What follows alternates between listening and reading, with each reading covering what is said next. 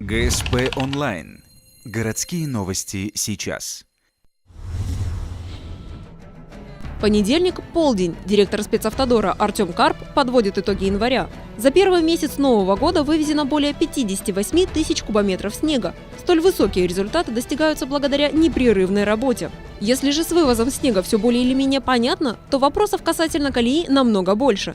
Сам Артем Карп признает, что проблема есть, и ее решением занимаются постоянно. По городу, в частности, опять же, загородная та же. Это наш самый больной вопрос на сегодняшний день. Я думаю, что он останется еще и завтра, и послезавтра. То есть максимально уделяется ей внимание, это градирование и сплошная подсыпка, как я уже говорил в прошлый раз. Так она и ведется. То есть от проспекта Космонавтов до Первомайской она просыпается полностью.